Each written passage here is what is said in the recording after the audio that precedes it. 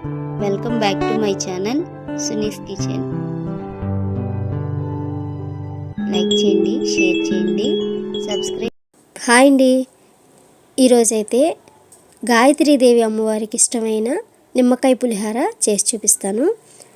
రెండో రోజు గాయత్రీదేవి అవతారం కదండి, దానికోసం నిమ్మకాయ పులిహార ఎలా సింపుల్గా చేసుకోవాలో చూపిస్తానండి. ఎవరైనా మన ఛానల్ చూస్తున్నట్టయితే సబ్స్క్రైబ్ చేసుకోకపోతే సబ్స్క్రైబ్ చేసుకోండి.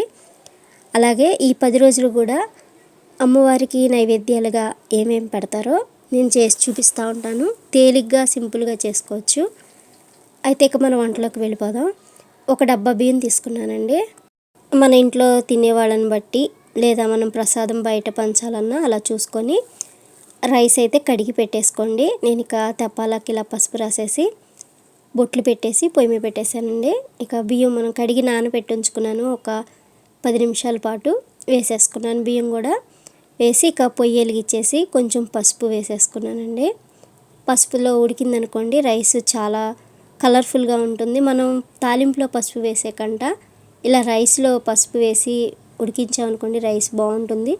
ఇలా ఉడికిపోయింది కదా, దీన్ని నేను పక్కన పెట్టేశాను. ఇంకొంచెం మగ్గాలి. ఇక మనం ఏమేమి వేస్తామో చూపిస్తున్నాను. నిమ్మకాయ, కరివేపాకు, కొంచెం కొత్తిమీర, 2 పచ్చిమిర్చి, మిరియాలు, అలాగే జీలకర్ర, తాలింపులు, పచ్చెనపప్పు, పల్లీలండి. ఇవి తీసుకున్నాం.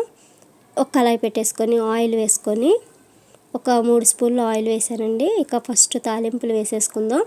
ఆవాలు, సాయిపప్పు, పచ్చిపప్పు వేసేసానండి. కొంచెం వేగుతుండగానే పల్లీలు వేసేసాను. సింపుల్గా అయిపోతుందండి. అమ్మవారికి ఇష్టమైన నైవేద్యం కదా. కాస్త మిరియాలు, జీలకర్ర వేస్తే బాగుంటుంది. మనం నిమ్మకాయ పులిహోర అయితే మామూలుగా మిరియాలు వేయము.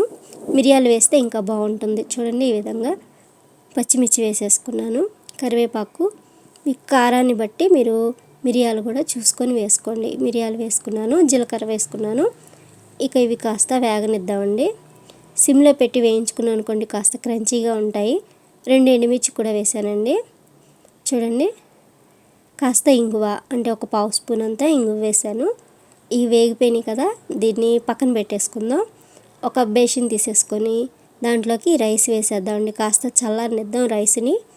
రైస్ వేడిగా ఉన్నప్పుడు మనం నిమ్మకాయ పిండామనుకోండి కాస్త చిరుచేదులా వస్తుంది. అందుకని ఇంకా మనం సాల్ట్ వేయలేదు కదండి, సాల్ట్ చూసుకొని వేసుకోండి.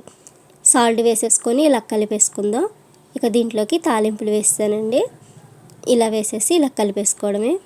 చాలా సింపుల్ అండి ప్రసాదం నైవేద్యంగా. ఇక చల్లగా అయిన తర్వాత కాస్త నిమ్మకాయ పిండేసుకొని కాస్త పైన నెయ్యి వడ్డించేసి అమ్మవారికి నివేదన చేయొచ్చు.